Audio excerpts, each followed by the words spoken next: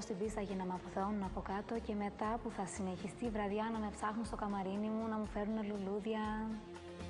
Από το Greek Idol περιμένω να μου κάνουν προτάσεις για πίστα και γιατί όχι και CD. Γεια σου, κορίτσι μου. Γεια σου. Πώς σε λένε? Έρη. Το άλλο? Γκολόση Έρη.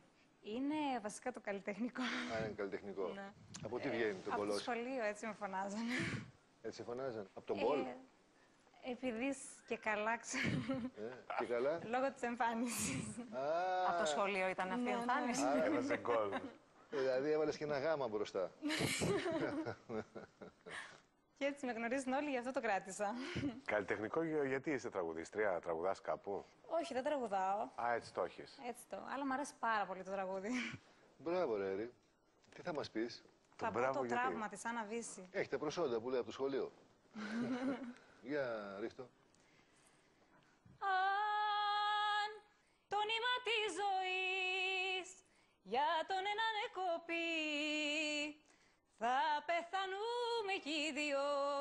Πες μου ότι πάντοτε Να θα το. είμαστε Άντε, μαζί. παιδάκι μου, αυτό περιμένω. Και το τατού πίσω. Θάνατο και στη Έτσι, έτσι, ζωή. έτσι. Τα πάντα όλα. Έτσι. Τραύμα είσαι, ανοιχτό τραύμα που το Τέλειο. Έλα, ρίχτω αγαπώ λίγο. κι αν θα κλείσει θα χαθώ. Τραύμα που χωριά του εγώ δεν ζω. Ναϊ, ναϊ, ναϊ, ναϊ, ναϊ, ναϊ. Μπράβο, ρε Έρη. Πες το νάι νάι, το σταμάτησες ξέρεις και κάνεις τι. τα κουνιά. Στην αρχή με τρόμαξες. Στην αρχή με Καλή, τρόμαξες. σταμάτα να κουνιέσαι.